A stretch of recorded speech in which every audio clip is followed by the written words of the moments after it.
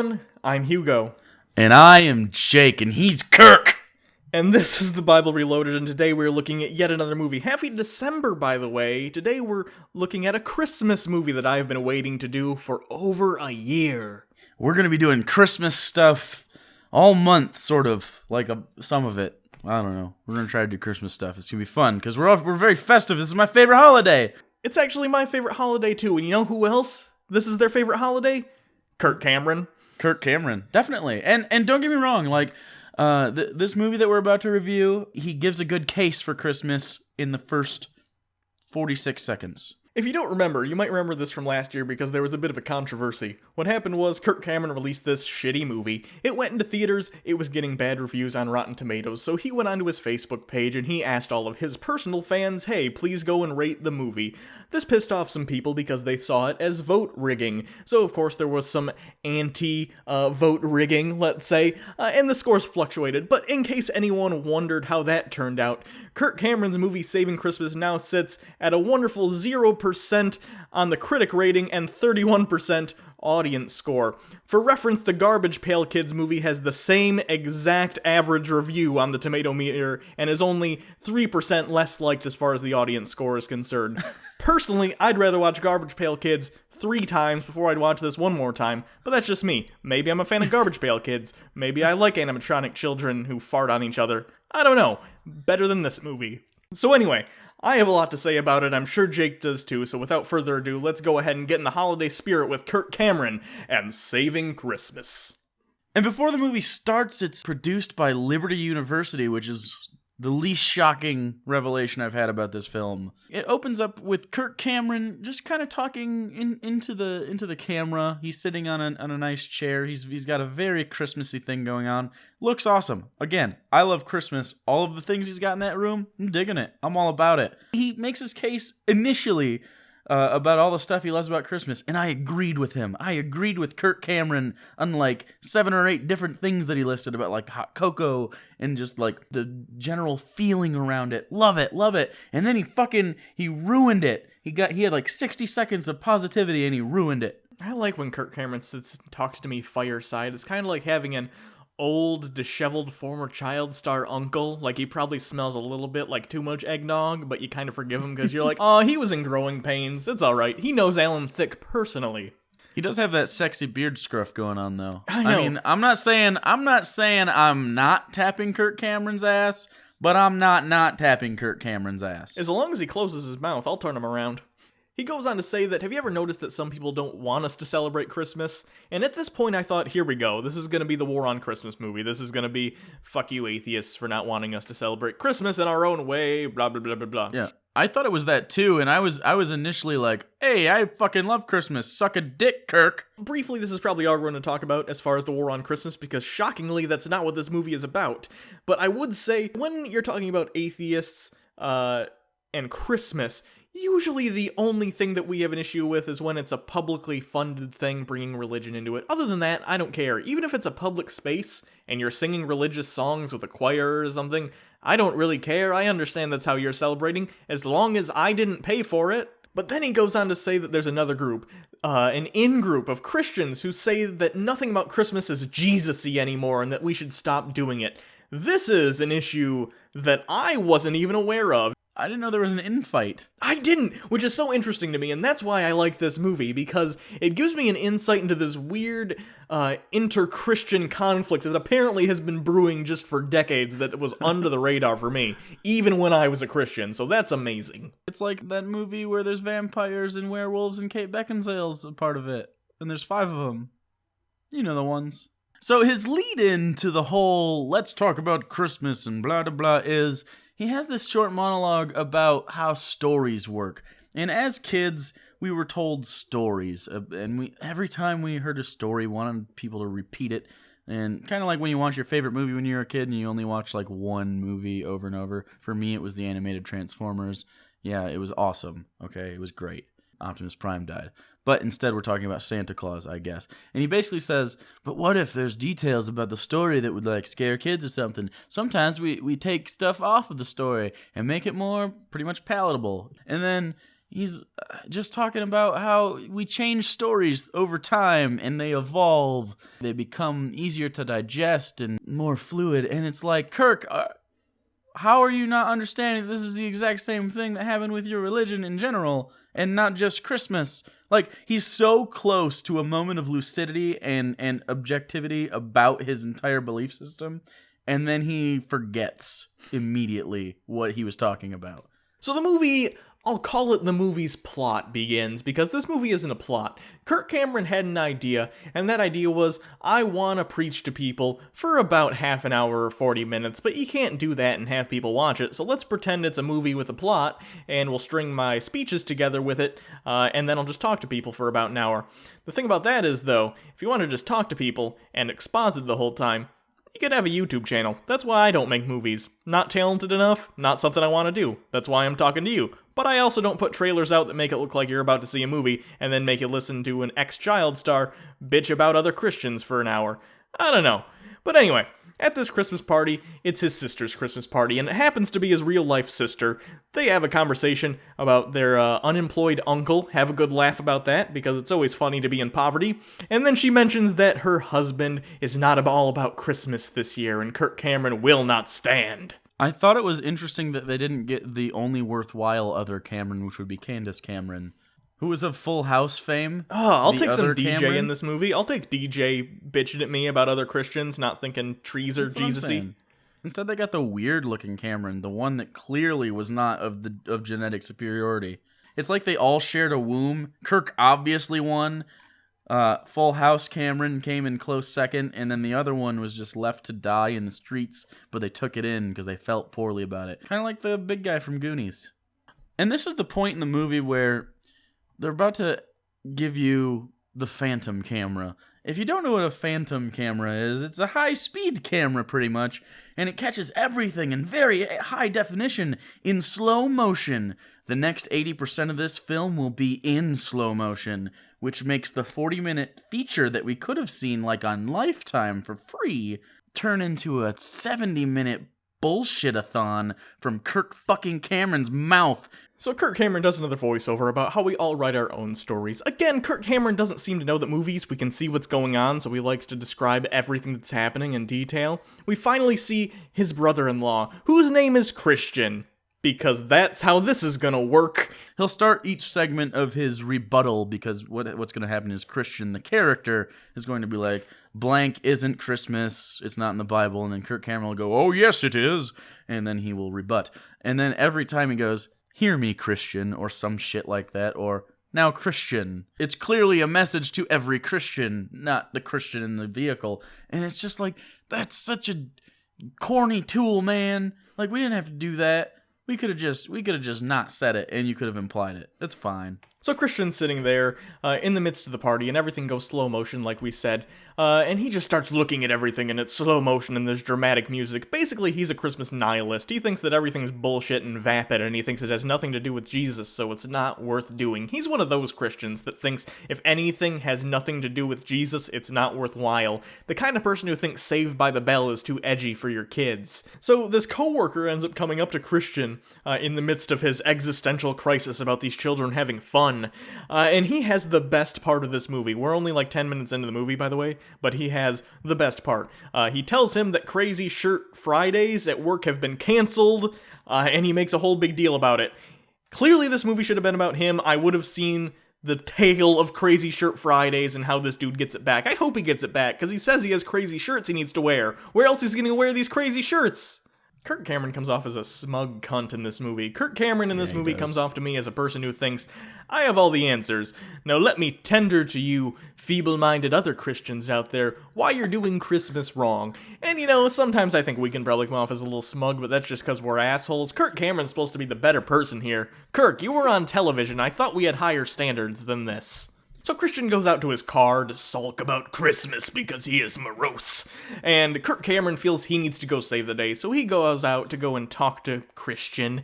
No, what he does is he invades his space. He really does. The guy's clearly alone in the car on purpose, and then Kirk Cameron doesn't knock on the door. He just opens it and sits inside. Yeah, and then Christian tells him this story about how earlier today he saw a little girl asking for a toy, and the weird thing is, though, there's a soundtrack going on when he says it, and there's this damaged pain in his voice. It sounds like he's giving the plot summary to the fucking bell jar. This dude doesn't need Christmas cheer, he needs Zoloft. This is a serious issue. Anyway, he says he looks at all the consumerism of Christmas, and this can't be what God wants, but oh no, Christian, don't you talk ill of our capitalist society. Kirk Cameron will not take lightly of that. So the first, air quotes, argument Christian gives to Kirk after a little bit is he says that the nativity isn't really the focus anymore. He's saying it's just a baby and like two people sitting around. And then Kirk Cameron decides, oh no, you must know the gravity of the situation. Let me make up a bunch of shit for you for about 15 minutes. So Kirk Cameron starts his first argument, because that's what this movie is, a series of arguments strung together in a car. He says that the traditional nativity is wrong, and then he asks you to picture a cave. He asks you to picture the nativity scene in a cave, in the center with a stone. And this is going to tie together with the whole metaphor he's going to draw poorly, but the thing is, I first want you to understand that in no way has anyone argued that the nativity scene took place in a cave. Kirk Cameron is trying to trick you and trying to sweep it under the rug that what he's saying is inaccurate. So nativity, not really in a cave, but he's going to present it as if it was. So now we have Jesus, Mary, Joseph, all in this cave, with the center in the manger itself, Jesus sitting. They present this again as if it's a rock, but really, more traditionally, it would probably be made of wood for your animals, but that's not the point. Kirk Cameron then goes on to say, okay, let's take out Mary, let's take out Joseph, let's take out Jesus. What's left? Well, a bunch of rocks and the swaddling clothes. If you don't know, swaddling clothes are the clothes you would wrap a newborn baby in. He then makes the biggest leap of logic so far in this movie. I won't say ever, because we got a lot of this movie left. He says, now imagine that it's older Jesus, and there's clothes here. Remember that time Jesus rose from the dead and all that was left in the cave he was buried in were the wrappings he was buried in? That's like when he was born. So the whole thing comes together. Nativity equals dead Jesus. So Christmas? I don't even understand exactly what he's trying to get across here, other than Jesus was a thing. The point he's making, I was lost, but apparently that was enough to persuade Christian that he was wrong about whatever his opinion was, and now Kirk Cameron's correct. Not to mention in that scene, he also mentions the gold, frankincense, and myrrh. If you don't know, in the biblical story, the Magi or the wise men, whatever, they come and they bring gifts for baby Jesus, and those gifts are gold, frankincense, and myrrh. Now, Kirk Cameron says, do you know what those are? They're burial spices, which, if you don't know, before modern embalming, you would put smelly stuff on a body to make it not stink so much. The thing is, though, that's not accurate at all. He's trying to draw a parallel saying that they brought these spices when he was born because he was always destined to die and be in a cave and, all the Jesus-y stuff. The thing is, though, there's no consensus about why exactly the frankincense and myrrh were given as gifts. Even theologically speaking, there's debate about that. Not to mention Kirk Cameron, in order to fit this into his metaphor, completely drops the gold from the equation, so he's just making shit up as he goes along. I guarantee this isn't something that Kirk Cameron believed before he made this movie. This movie is an hour and 20 minutes of Kirk Cameron trying to convince Christians that it's okay to rationalize the secular parts of Christmas and still be a Christian, which wasn't an issue as far as I knew until I saw this movie. So I'm very confused about the audience that this is supposed to be going for. It's certainly not atheists. It's not most Christians. He's able to alienate pretty much everyone in one foul swoop by saying, atheists, you're assholes and wrong for celebrating Christmas, and Christians, you're assholes for not thinking everything that's ever Christmassy Christmas is not injected with Jesus. But anyway, that's enough about the first argument. Then he goes on to talk about Christmas trees, because of course, out of all the things we could worry about, we need to worry about the origin of fucking Christmas trees. And I actually like Christian in this car, because I'm pretty sure they did a Lino-Rama sort of off-the-cuff thing, because it doesn't sound like they actually have lines. And I like watching Kirk Cameron try to keep up with someone that's actually pretty genuinely funny when he tries to be, and he just can't. He's just not funny. He's just going, oh yeah, totally, right. No, I agree with you. And and so this guy he does a really good job. And basically the argument is the tree is a pagan symbol, like it was during the winter solstice and blah blah blah. You know the trill. And Kirk Cameron goes, no, actually it's totally Christian. And this might be my least favorite one, even though the next one is historically inaccurate by a lot. This one is just like total bullshit from start to finish. Basically his argument, and I'm not fucking around, his basic argument is Christmas tree equals crucifixion cross. I know. What hurt me more than that, physically, in my brain, was that his justification for ornamentation is that Adam took the fruit from the tree. And what do you do when you take something, you put it back? But Adam had already eaten the fruit, so what do? In order to put the fruit back on the tree, the fruit was now part of him, so he had to go on the tree, but Adam didn't. I have a question. Yeah. I have a question. Why didn't Jesus just shit on a tree? He can't. The fruit is his whole body now. Jesus was like 30% fruit. That's a fact. See, if Kirk Cameron can make stuff up, so can I. But anyway, and then they say, so Jesus, because he is descended from Adam in some way, and is part fruit, he will go on the tree, which is the cross, and that's why we have Christmas trees. All of that's bullshit. What bugs me the most about this movie, by far, is that Kirk Cameron is not only giving these bullshit explanations as to why Christmas trees, to him, are Christian. If you want to have a rationalization in your own head what a Christmas tree represents in your own home, that's fine. You can do whatever you want. It's your house, it's your traditions, you can make it mean whatever you want to you and your family. But the fact that Kirk Cameron is coming out and saying, no, this is what all Christmas trees mean, that's the issue, because it's a fact that he is wrong. Pagans and people have been putting trees and ornamentation in their houses during the winter for a long time. It's just a thing that people have done because it reminds them, oh, spring is coming. It's a winter solstice thing. It's a whatever you want to call it, whether it's winter solstice or Christmas or Saturnalia or any of the things that came before what we now call Christmas. It was a thing before Christianity. So you can't say it's because Jesus. You can say now you do it because Jesus, but Absolutely. How dare you try and say it's always been because Jesus? And this comes to a head in this same segment because they talk also about the pagan, the date of Christmas and why it's on the 25th. And I swear this is a direct quote. He says, the early church had plenty of good reasons to celebrate the birth of Jesus on December 25th, and it had nothing to do with the winter solstice. Period. Then no examples as to what those good reasons were.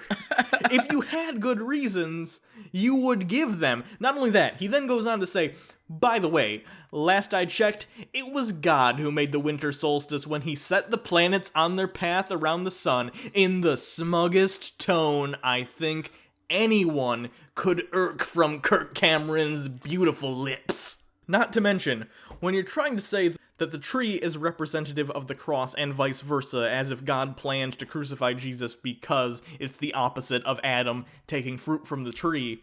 Crosses are made of wood. What the fuck did you think they were gonna put them on?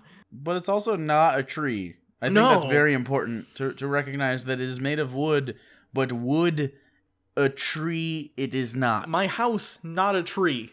Not a tree at all. Boats, hardly trees. You know what else isn't a tree? Toothpicks. Rolling pins. You know what is a tree? Trees. Now we get to the fun part, and that's Santa Claus. So now Kirk says, don't worry, fair Christian. I will tell you the tale of the real Santa Claus, as if people don't know that St. Nicholas was a real person, but they do get into more detail, and it is kind of interesting if you don't know.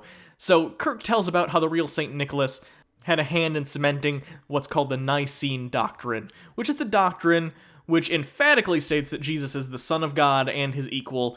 This is also the same doctrine that officially basically said the Trinity is a thing. The Nicene Doctrine happened in the 4th century during the Council of Nicaea because the emperor at the time said to a bunch of the Christian bishops, hey, we need to get together and basically decide what is our official doctrine, because people are believing a bunch of different things and it's fragmenting our religion and it's kind of a big deal.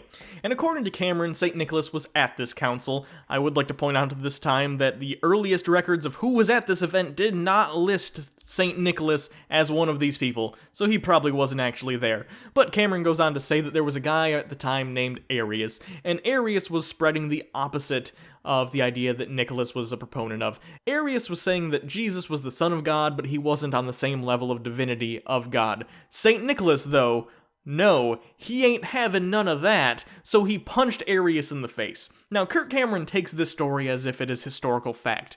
I'm sorry to disappoint you, but it is not. This story is on the level of George Washington and the cherry tree.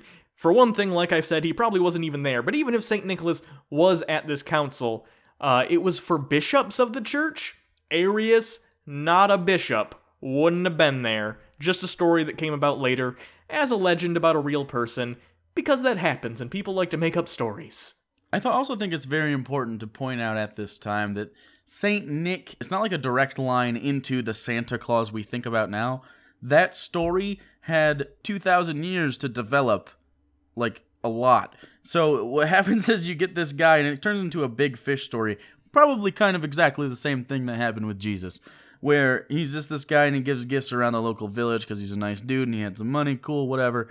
And then, like, you move towards the more Norse countries, he starts to become sort of magical. Yeah. Like, you know, the reindeer and the coming down the chimney and being omniscient and all that other shit. Kirk Cameron simplifies this down to this weird spot where none of it would make sense if you took a second to go, but what about this? Yeah, I also don't understand how they think that, you know, even if that were true, even if Santa Claus is based off St. Nicholas and St. Nicholas did those things, that wouldn't make our current modern perception of Santa Claus any more Christian than he is. If people aren't looking at something one way as a society, then it's not that way if it's a fictional character, because a fictional character only exists in the minds of people who think about it. So if children are thinking about Santa Claus in a secular house, for instance, and they have no understanding of St. Nicholas, and they don't know that much about Christianity, if anything at all, because they're kids and aren't exposed to it, then Santa Claus to them, not a Christian figure. Santa Claus isn't. Santa Claus is secular. The person he's based on, totally a Christian. I'm not going to say he isn't, because I'm not a liar like Kirk Cameron. But Santa Claus, brought to you by Coca-Cola, not a Christian. Sometimes we take bits and pieces and move it around to make it more or less fitting to what we want. So if Kirk Cameron wants Santa Claus to be this Christian paragon of holiness, then he will be. But if I want him to be this fat guy that commits B&Es every day, but he does like good B&Es and he gives a shit. He eats my cookies and he also takes my milk. But I'm not like a big milk fan, so it's no big deal. But he gives me like PS3s and 4s and 5s. That's fine. Like, I'm cool with that. As long as he, doesn't, touch me or something. So that's pretty much the end of the argumentation, because those are the three big points he hits. The Nativity, Christmas trees, Santa Claus. Before we get on to the end of the movie and what happens in the conclusion with Christian, and yes, before you say, is that it? Yes, that's pretty much it for the movie. My biggest issue with this is that it won't accept that Christmas, as we understand it in the modern world, it won't accept that it isn't entirely Christian. And again, like I said before, if you're a Christian and you celebrate it as a religious holiday, awesome, great, do it. I disagree with you, but you can do it, and I respect that. But you, as someone who is religious, also has to respect that lots of people celebrate Christmas as a secular holiday, as just something we do every year that's fun and it brings our families close together. Both are valid interpretations, though I don't think you're right as far as the basis for it. You have every right to celebrate it as much as I have every right to celebrate it my way. The problem with people like Kirk Cameron is that they don't want anyone else having the same fun they do because they want Christmas to be their thing. And he says as much later in the movie. This happens at the end, but I'd like to quote it now because it pissed me off. So this is what he says. This is our story, our city, our tree, our lights, our presents, our songs, our Saint Nick, our hope, our future, our savior. Now, take out the savior, and everything else is just things that people do on Christmas, whether or not you're Christian or not. And it's weird to me that certain groups of Christians and again, not representative of all of them, but certainly large enough where they're heard, think that if other people are celebrating Christmas in their own way, that somehow diminishes their ability to celebrate it in their own way. And that's simply not true. It's pretty rude to try and tell a bunch of people in a society, you know that holiday you enjoy? Nope. Just for me and my friends. That's kind of a dick thing to do, Kirk Cameron.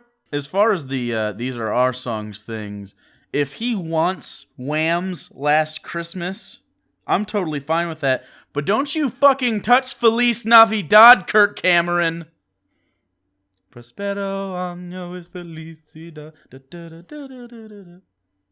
Hey, Hugo. I wanna wish you a Merry Christmas.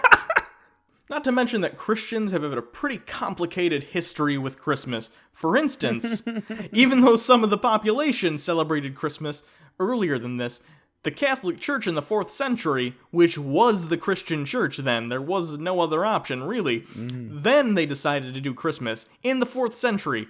400 years. 400 years after Jesus died. Not only that, but then when the Protestant Reformation happened, and there was a split, the Protestants decided, Christmas, that's pagan. Not cool. Not gonna do it. Puritans in the 1600s made it illegal to celebrate Christmas for 25 years. So Kirk Cameron, how can you look at me, or anyone with a straight face, and say that Christmas has always been a Christian thing? Christians were banning it because they thought it was too pagan.